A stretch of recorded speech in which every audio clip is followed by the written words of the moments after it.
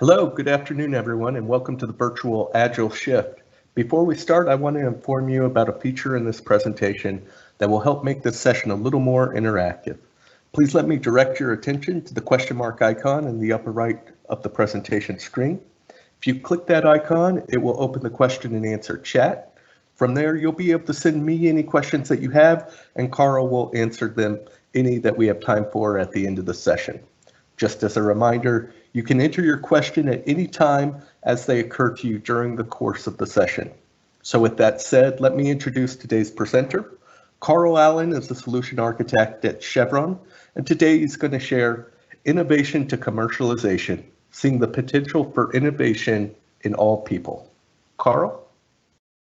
Al, thanks a lot. Thanks a lot. And thanks, Devlin and the team at Improving for allowing me and this opportunity to kind of share some of my thoughts around an innovative culture in today's world. I'm really excited about this conversation. I had a chance to talk to a few friends and share it, and I feel like there may be something that that you can take dust off as a nugget. So I guess the question that I want to begin with is, how difficult is it to listen? You know, how difficult is it to keep innovating when here in Houston, oil is sub $30 a barrel or sub 20? And how difficult is it to innovate when oil is $100 a barrel? The answer I would say is innovation is difficult no matter what we find the price to be. We live in an increasingly complex world, and the landscape is flattening. We find ourselves to be more connected, social media, mobile devices, you name it. But we're listening less to each other. It's a really interesting place we find ourselves. And that listening, the ability to listen, is an obstacle to real innovation. My name is Carl. I am passionate about the power of innovation and inclusion in our environment around technology, which is where I'm at. And over the past 25 years in technology, I've had a chance to work on some incredibly innovative teams, and I've learned a lot from most of the time just watching. Sometimes I'll write some notes down, but most of the time I'm just listening when I can. Now, if you know me, that's not all the way true. You probably heard me run my mouth a little bit here and there. But the point about it is, this is a time when some of that matters, some of it doesn't. The point I want to make is teams that enjoy open communication and the freedom to innovate have a reason to come in early and to stay late at their job. A shared vision and accountability towards a core set of goals drives functional teams to deliver more innovative solutions than they would as individuals or by themselves. This is a picture of some of the teams I've had a chance to work with over the years. Up in the upper right-hand corner is my team that I had in Baghdad, where we worked for General Casey in the red and the green zone. It's a great team, unique individuals that all came with a special talent that kept us both alive and functioning properly. In the bottom right-hand corner is a team that I had when I was, younger in the Navy in Iwakuni, Japan.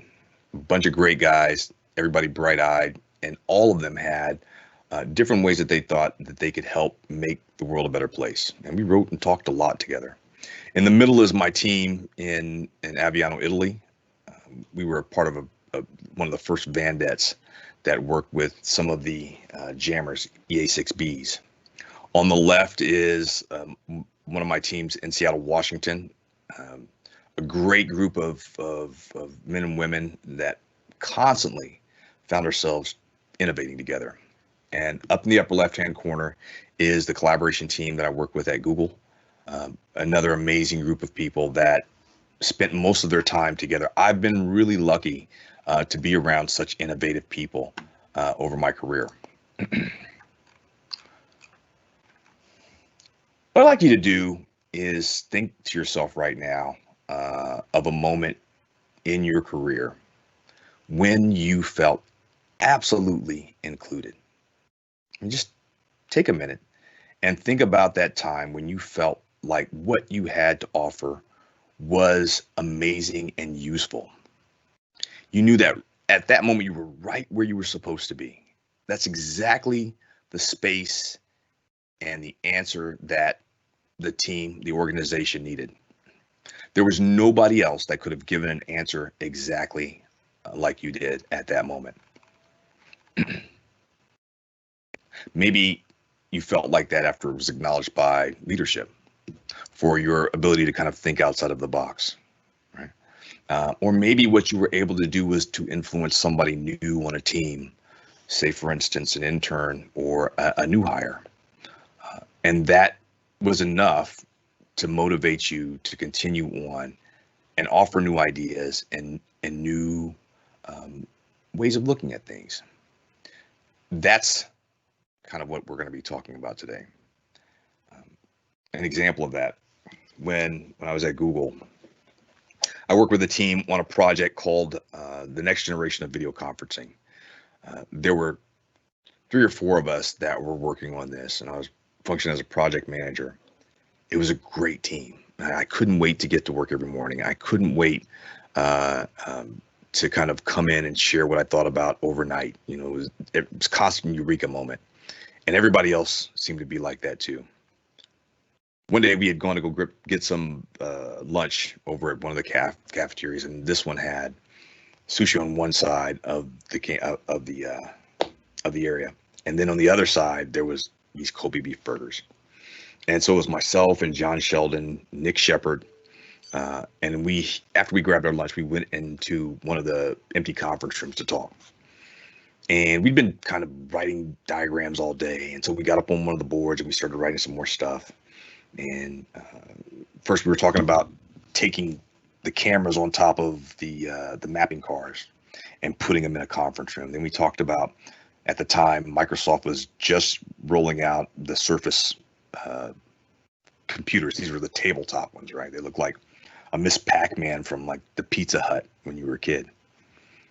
And the last one we were looking at had to do with, I don't know if you remember, back early 2000s, there was a application called Second Life, right? It was like an alter ego place that people could go and, you know, live as vampires or, you know, gnomes and stuff like that. It was fun. It was interesting. And Google decided they were going to kind of do something similar, and they created an application called Lively. So we decided we were going to go ahead and what would it look like to put video conferencing, web conferencing in one of these virtual environments. So we're going back and forth, having fun. And the environment was such that people would walk by, sit down, see what you're talking about, maybe give an answer or two, say something, and then step out. So as we're talking about this effort towards Lively, this way of looking at it, somebody was in the background making some points about the angle of the camera. I think that's what it was. And I remember I made a joke about the fact that this was around the time that, you know, Exhibit had his show, and I said, you know, yo, I heard you like conferencing, so we decided to put a conference inside of a virtual conference so you can virtually conference with the people you conference with. I thought it was hilarious. I thought that was hilarious. And the guys who were at the table with me thought it was funny, and I looked over to go see if the person at the back of the room thought it was funny too. And when I did, I was just flabbergasted. That there in the back of the room was Vint Cerf. Now, if you don't know who Vint Cerf is, you know, that's okay. Vint Cerf is like one of the founders of the internet, right? You call him the father of the matrix. That's what people say. It was an amazing moment for me, and it stuck in me up to this moment, right? To this time. The fact was, this man had done so much in this cult that I find myself a part of called technology. And he stopped and took the time to listen to an idea that I had and to my friends. We were just engineers talking. But he put value into what we said, and he put value into the way we were innovating. That ability to hear people, that ability to interact with someone else's ideas, that is the culture of innovation that I'm talking about. It was something that I wrote about as time went on, because it made such an impact on me. To continue this culture of innovation that I'm talking about, it takes something that, my general manager of ITSD at Chevron, Jim Green, constantly talks about, and it's a growth mindset. Innovation is happening everywhere. Some of it's structured, some of it's unstructured right now, but none of it can really happen to a useful extent, to the point where we can see a value transfer from a room to our customers, to the people we support, without being nurtured. And that nurturing doesn't just come from leadership, right? That nurturing comes from each and every team member, valuing the input and the contributions that we make in our day-to-day conversations.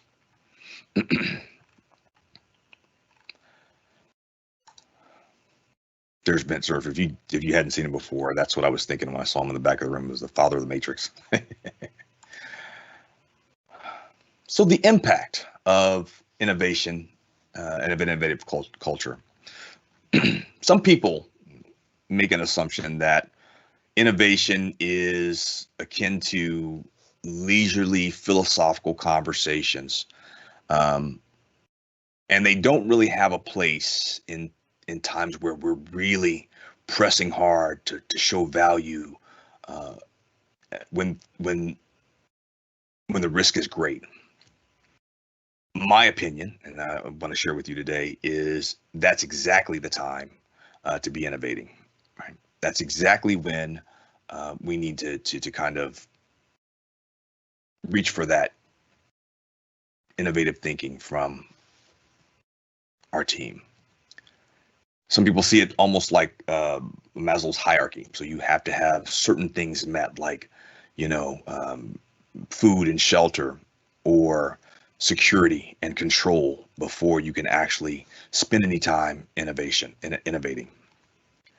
An example that I share sometimes with people about innovation and how it pops up in places we don't really expect.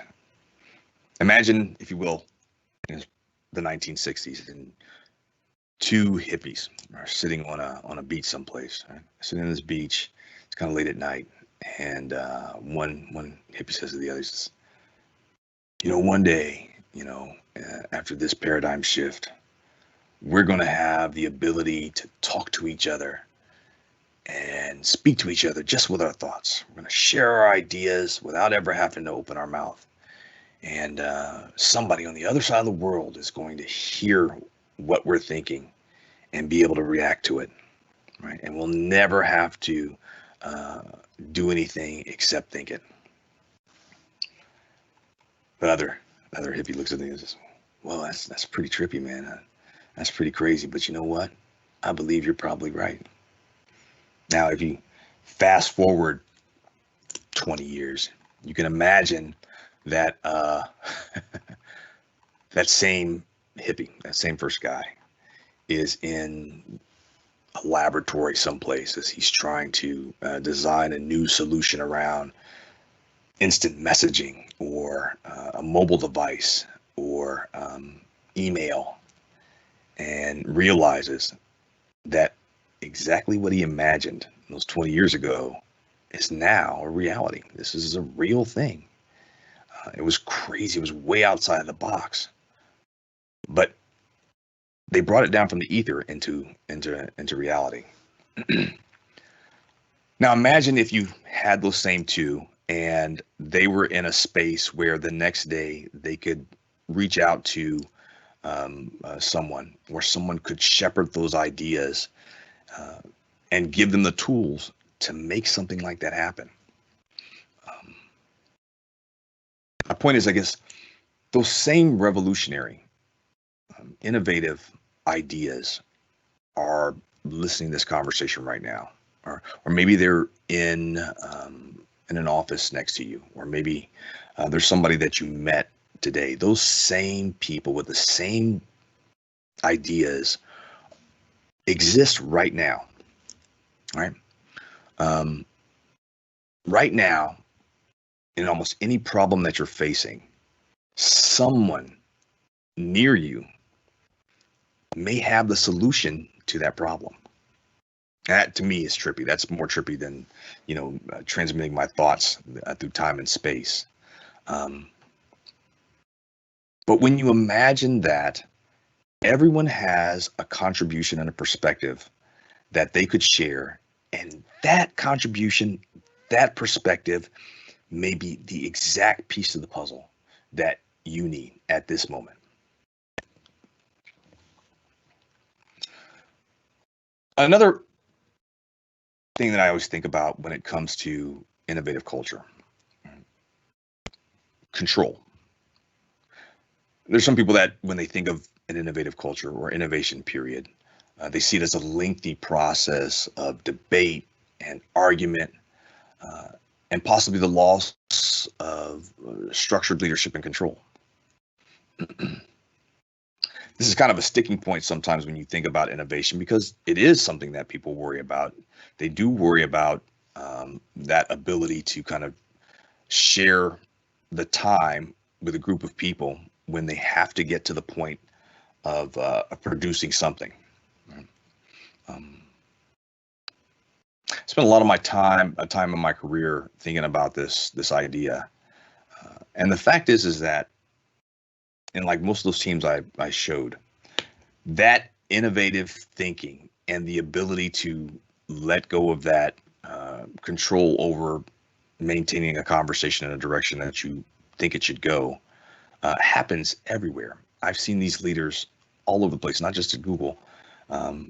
Chevron has a amazing innovative and inclusive environment. I mentioned before my general manager, Jim Green. Jim is this really amazing guy, and I know I use that word a lot, but Jim truly is amazing. I really just got a chance to start to get to know Jim probably a year or two ago. The talent that he has is, in spite of all the things that he works with on a day-to-day basis, all the heavy budgets, all of the decisions he's got to make, he always finds time, if I request it, to sit down and have a cup of coffee with me.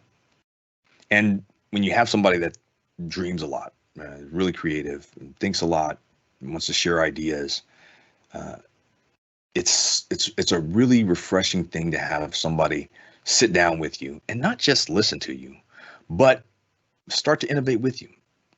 Start to think about what you've shared and how it connects to the big picture overall.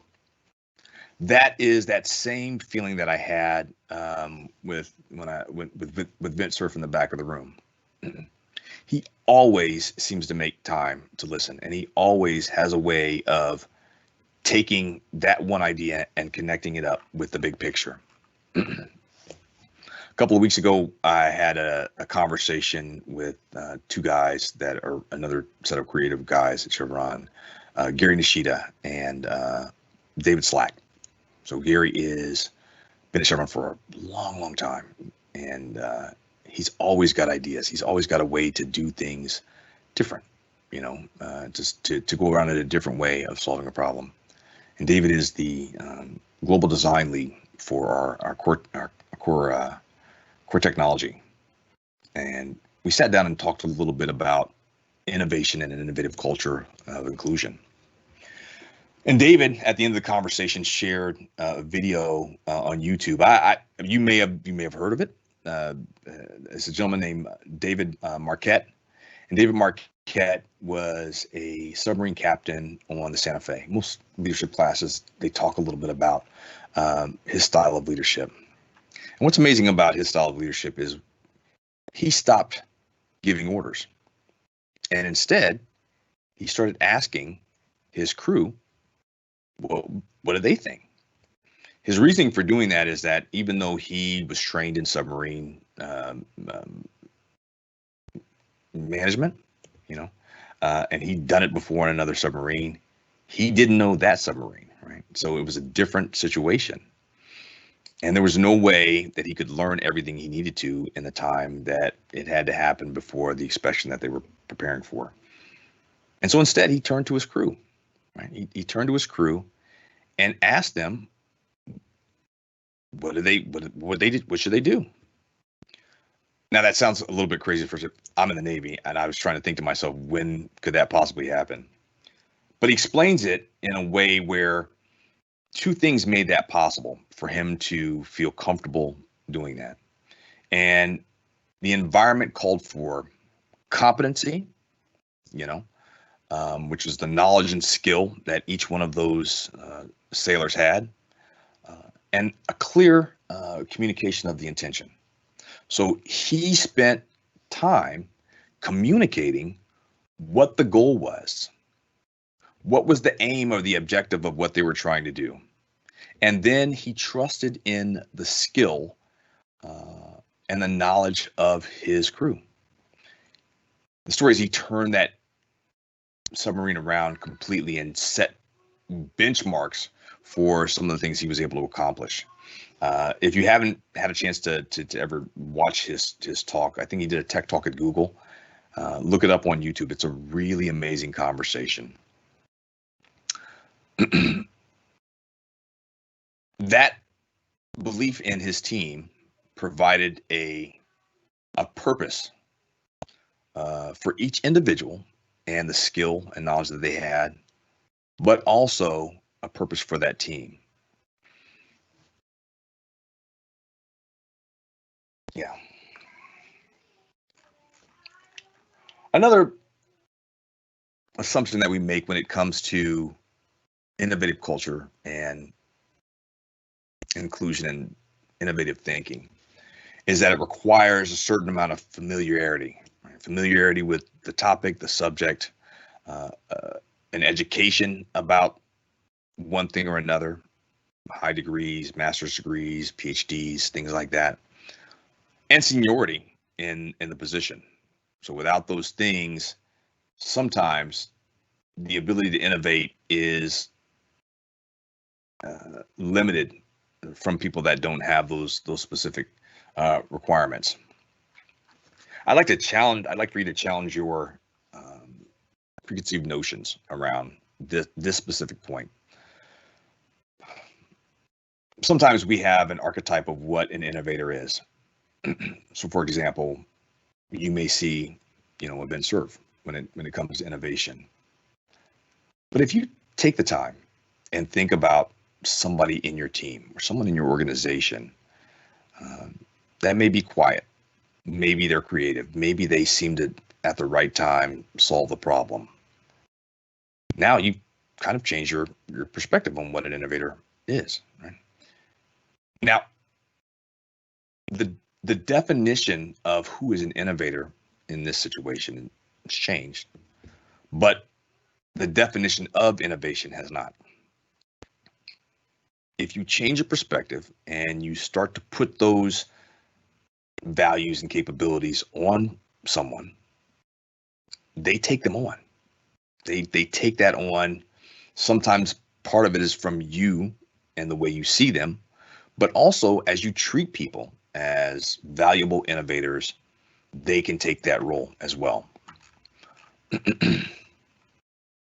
My main point about that is that everyone has the ability to innovate and contribute with some unique way, and they can help you solve almost any problem.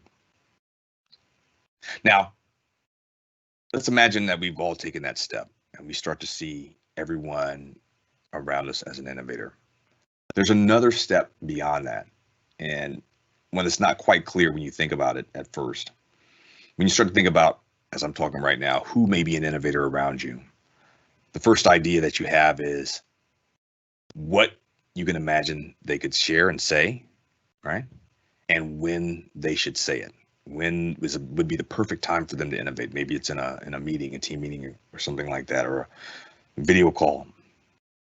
That's another step that you've got to get past, because in allowing people to be the innovators that they are, and a true innovative culture allows them to contribute in the time that fits them, right? In the time that's best for them to share. And there's no time that needs to be exactly what we expect from them, or exactly how we think that they should do it.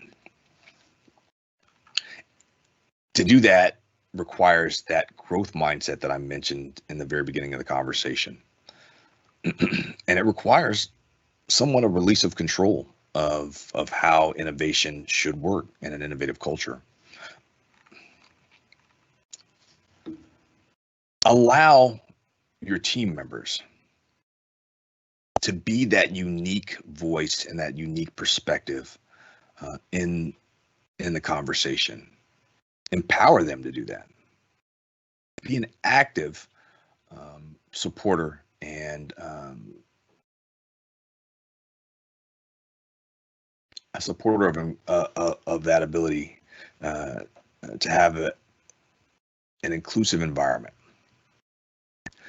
Next time you're in a video call, the next time you're in a meeting, next time you're, with your stand-up, your daily stand-up, and something comes to you that seems like it's a pretty big problem at the time, do something different that maybe you haven't done before, or you haven't done in a long time.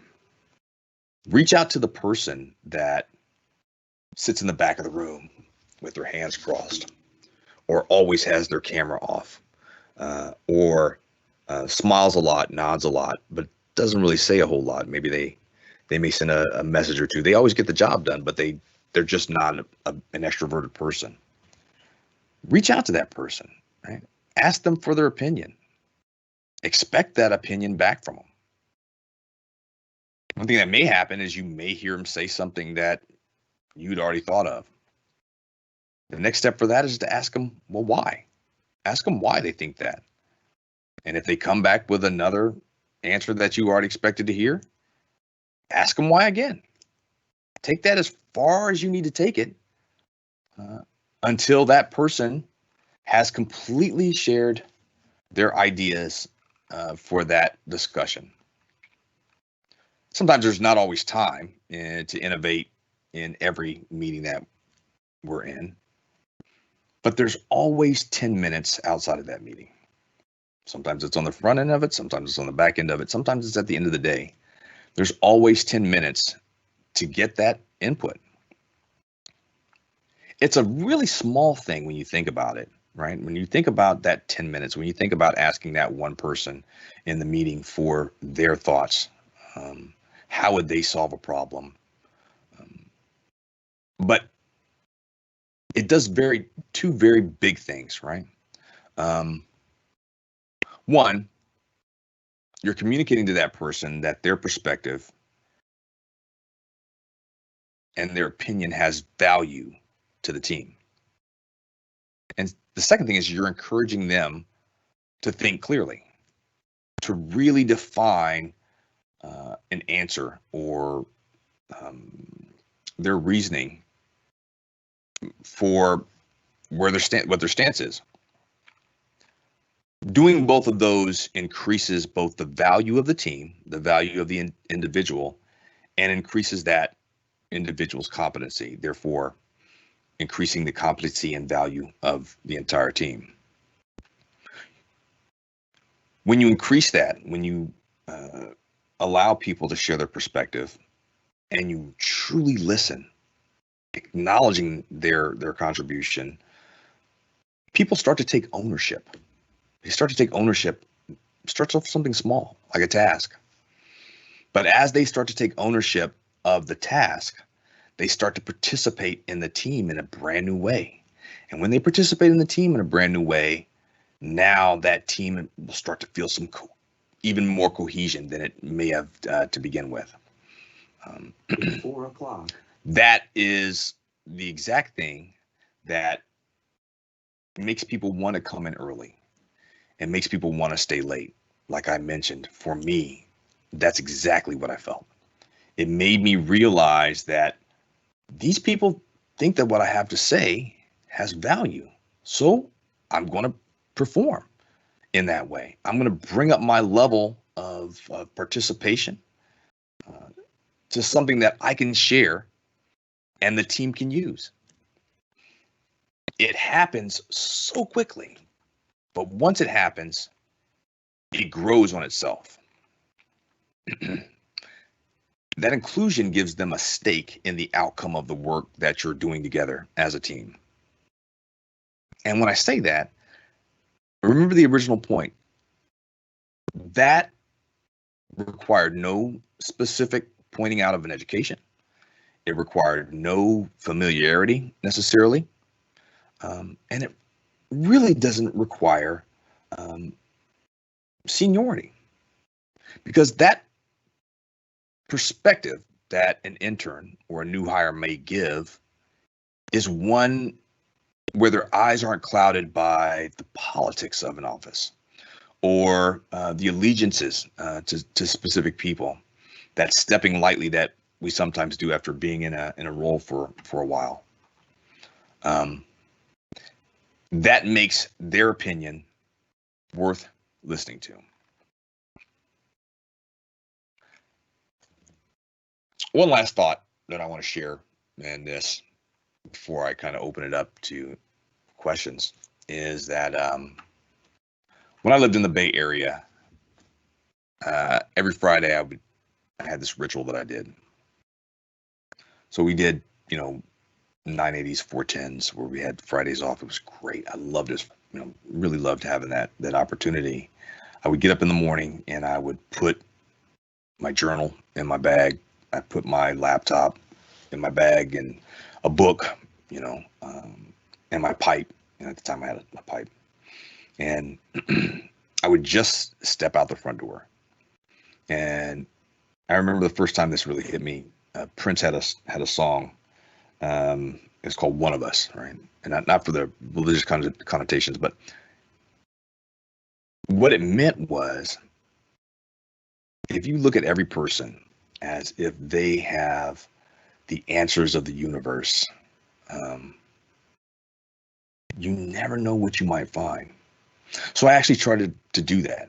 Actually attempted to do that. And what I found was they actually started giving me those pieces of the puzzle, And it took exactly what I said earlier. It took a communication of the intention of what I was trying to do, right? And a belief that this person had something they could share. And the better I got at it, the better the conversations got. I could sit down almost anywhere for coffee in Oakland, and someone would sit down and they were so friendly. You start a conversation, ask them what they thought about something, and they would share it and they would give their insights.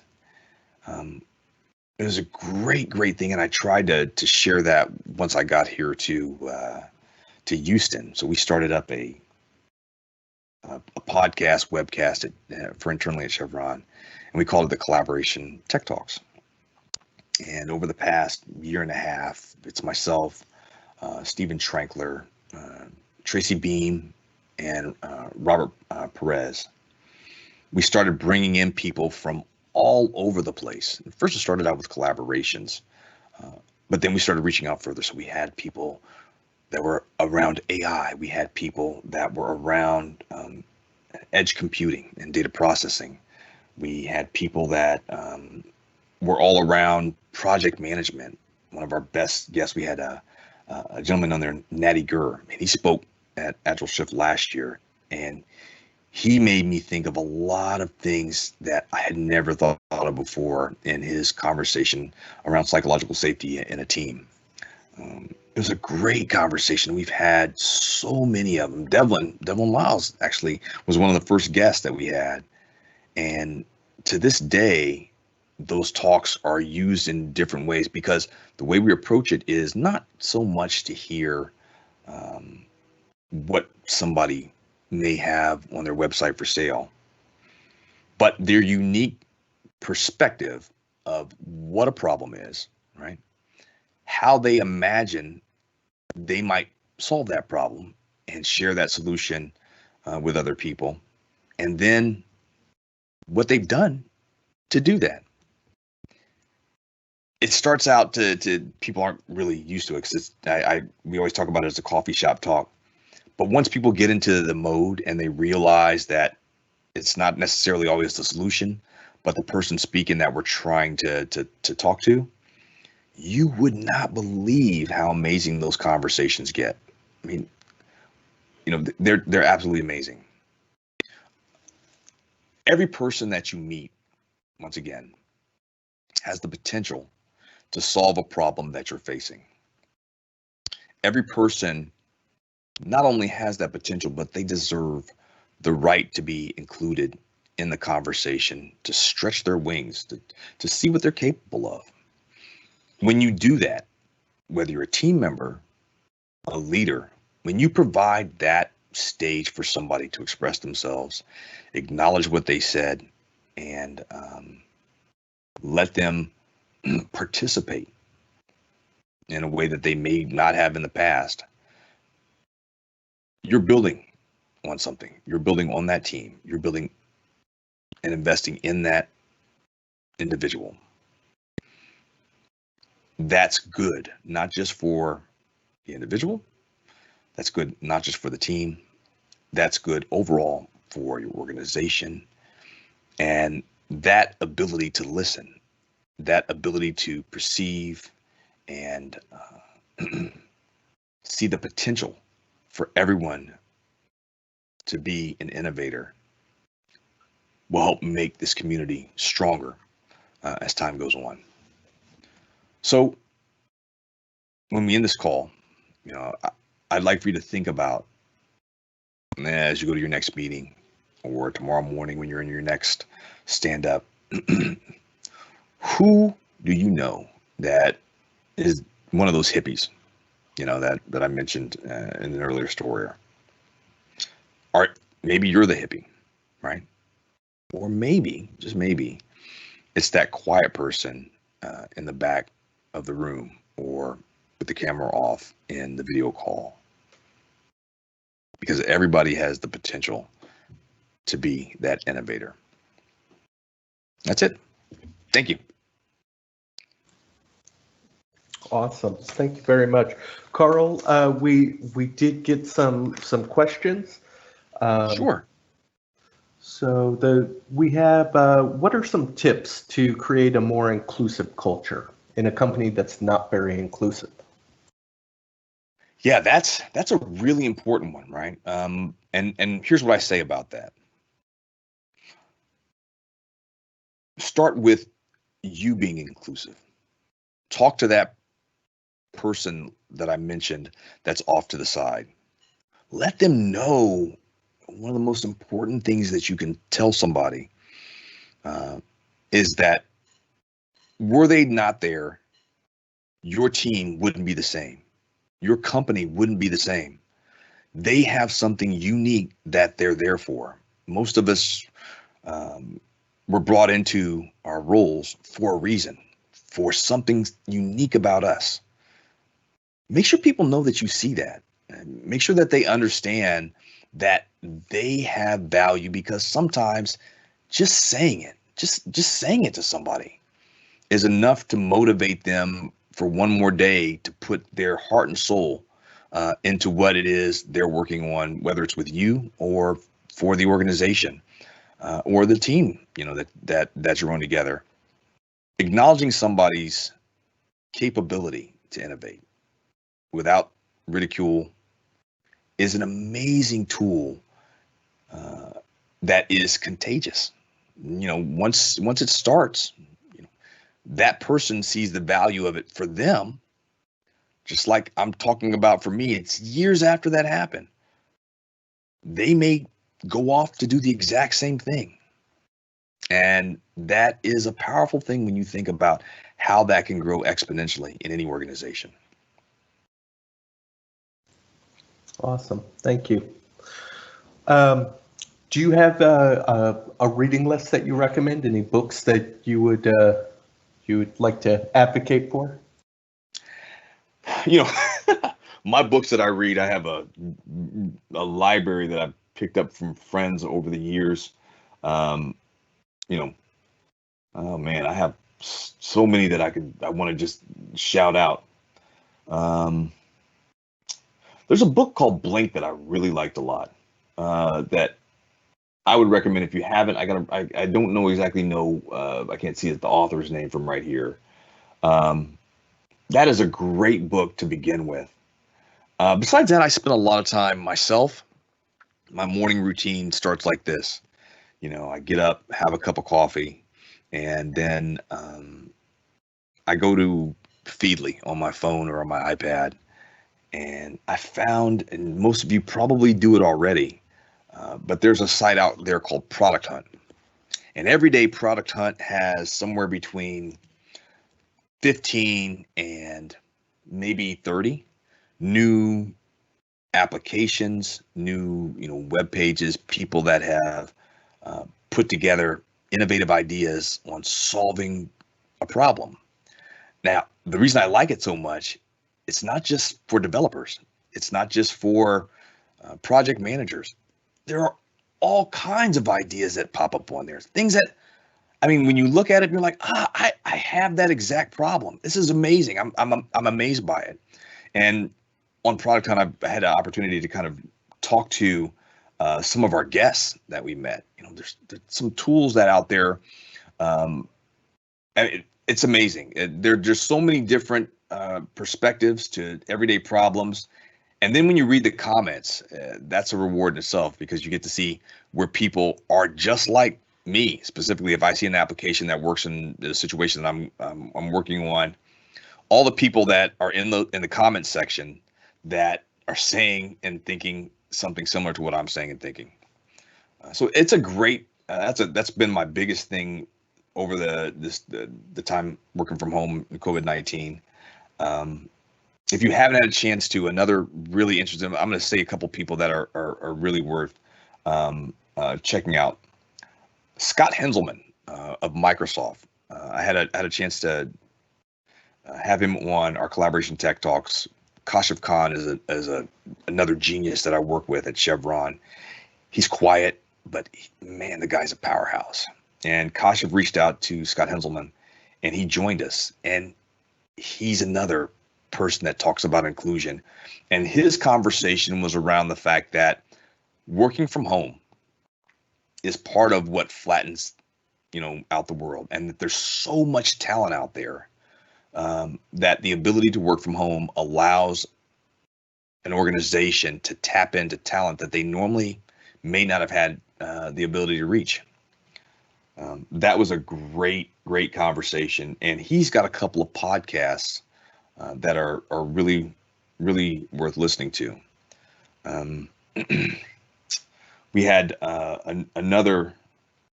It was the CEO of GitLab, not CEO. He was the head of remote at GitLab. Darren Murph. Darren Murph was another amazing speaker that I got a chance to hear some really interesting things from. And as the head of remote, if you've never had a chance to look up GitLab is 100% remote. All of their workers work remotely. And some of the conversation that he had about inclusion and how they used this time and how we could use this time to help change a culture, So most of my conversation lately, most of my reading has been around, trying to continue to help in our collaborations environment, find tools and processes to make this working from home exercise easier. Awesome. Thanks for sharing. We were able to crowdsource the answer to the author question. Malcolm Gladwell wrote Blink. That's it. So I published that for everyone to look that up. Thank you very much. So we do have a few more questions here. Sure. How do you promote innovative thinking in an environment where previous innovative ideas, which would have increased productivity, were put on hold indefinitely due to other priorities without explanation?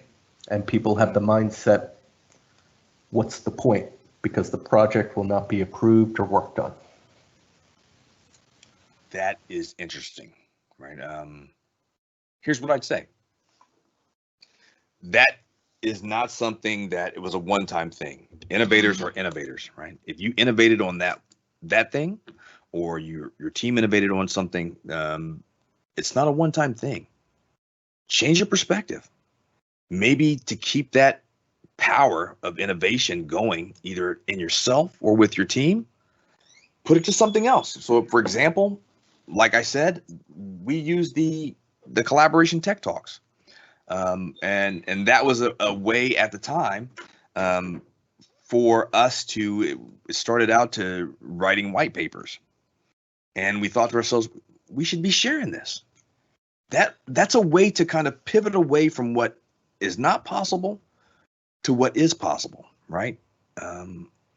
Part of the tagline of the collaboration tech talks is the art of the possible. That came from one of my coworkers, Jita Sundet, who was a project manager, who gave me this postcard that you see up on this in my slide right now, and it meant everything. It meant everything, and we did it on time. That didn't affect with the rest of our work, and it ended up being a huge, valuable piece of our work and other people's work inside the organization. Take that piece, take that inability, that the roadblock that you've run into, and change it around, change your perspective, and bring other people with you. Point to somebody that you know is an interesting person. Now, more than ever, we have the ability to do things like I'm doing right here. I bought this microphone, not expensive, a nice lighting system, just a halo light, a webcam, and now I can share my ideas. Put it on a podcast, put it on a webcast, start a YouTube channel, right? You are not alone. You're not the only person. And regardless of if you get a chance to innovate in one project or not, you have a definite reason for being where you are.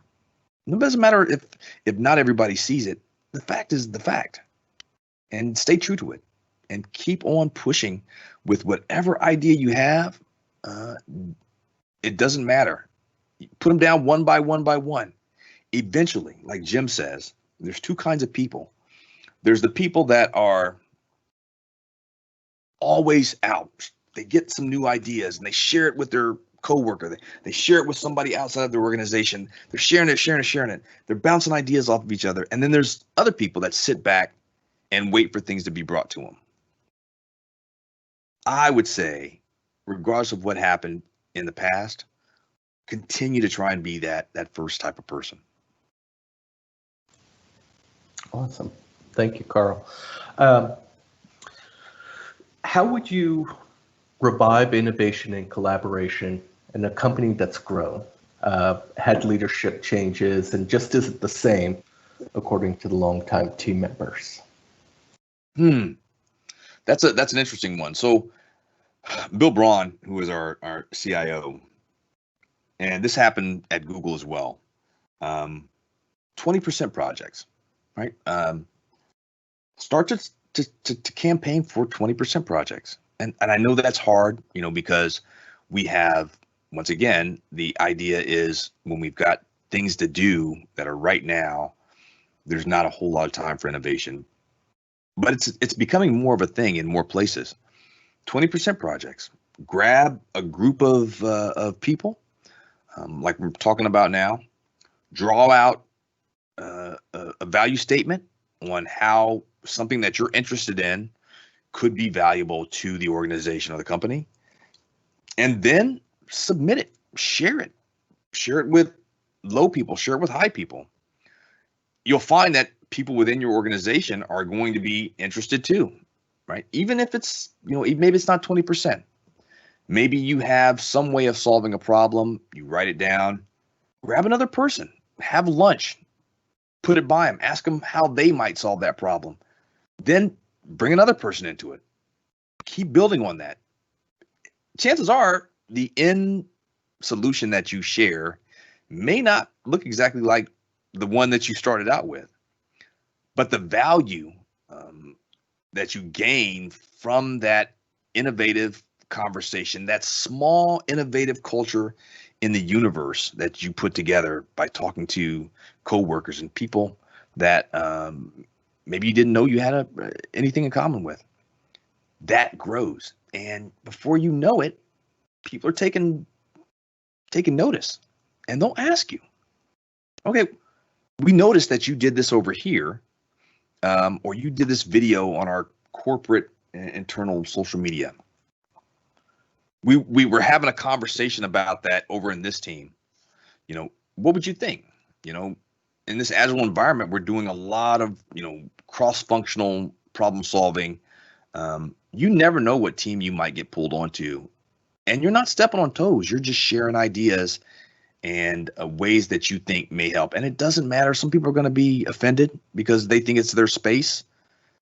If you're an innovator and you've got an idea and you push it out there, you're going to have another idea tomorrow. And it doesn't matter. You can go over to the next step. Just keep on innovating. Keep on including the people around you, and it will take shape. I guarantee it. Thank you. So as a person who's not in a leadership position, how would you go about introducing this culture of innovation into a company that didn't necessarily encourage collaboration between company divisions? I thought about that now more than ever, and what we're seeing around the world, right? The world is crying out for inclusion. The world is in all corners saying it's ready to start thinking about inclusion, right?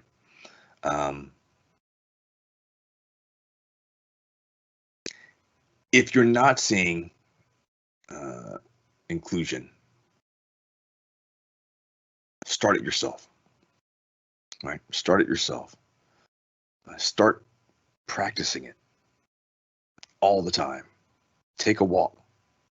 Imagine every person you see, like I mentioned, is an innovator. You don't have to talk to them. Maybe you're not comfortable doing that. But put them in that space, right? Put them in that space. It'll take shape first in you and then the people you interact with. It always does. I've seen it happen over and over and over again.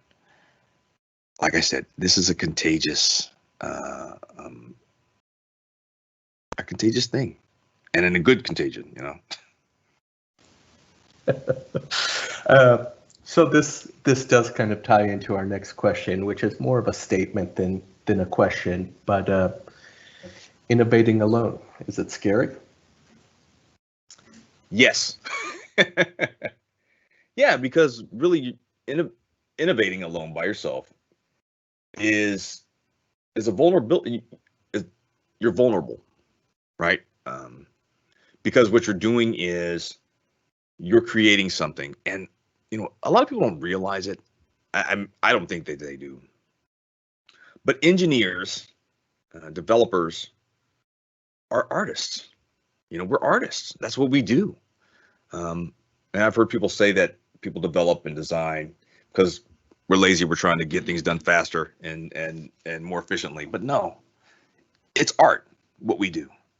Every single day it's art, down to the paper you write, down to the design of a workflow. It's art. We're putting our thoughts into it. And just like music, anything written in blood is art. So it comes from you, whether you're combining different theories together, it's your art. And so when you put that art out there for the world to see, there's a piece of you in it. It's something internal that you're sharing, right? And doing that is scary.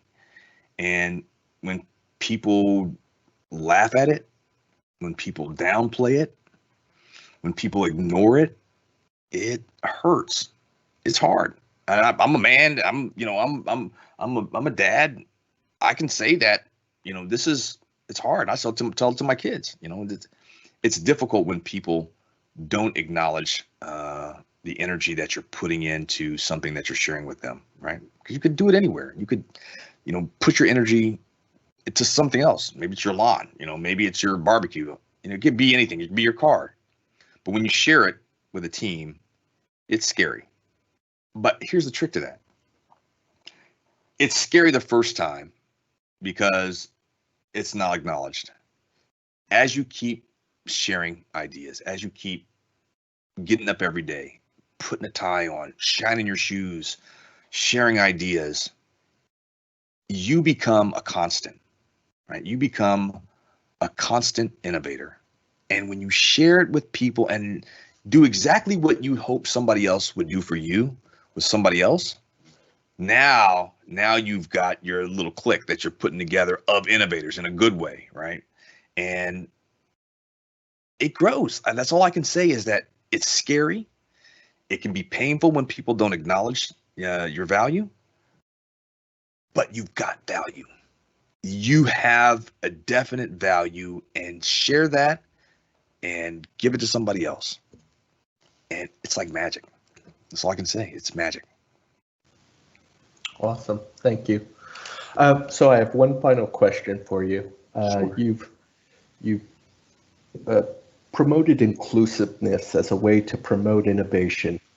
But what happens when you come across an idea or a thought that you just can't reconcile, that's dealing with opinions or beliefs that you can't wrap your head around?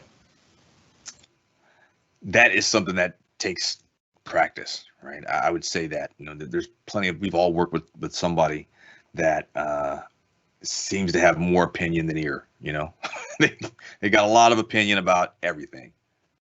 But the fact is that they're probably sharing something that's important to them. They just extroverted or like to be heard. You don't know what their background is or something like that.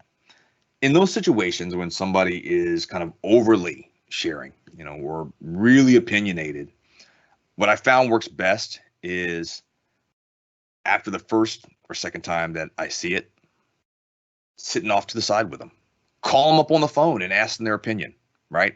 Asking them what they think about something. Once again, when you let go of that omniscient thing we all have, and you really listen to somebody, even if they talk a lot, you'll be surprised at what you hear. And then something else that I notice is that once you start really hearing them, because if they're talking all the time, chances are a lot of people have stopped listening to them, right? And they talk more and they talk louder to be heard more and whatnot. So it's partly a disguise. Listening to somebody, even if, like I said, you take that 10 minutes, call them up, ask them their opinion about something, ask them why.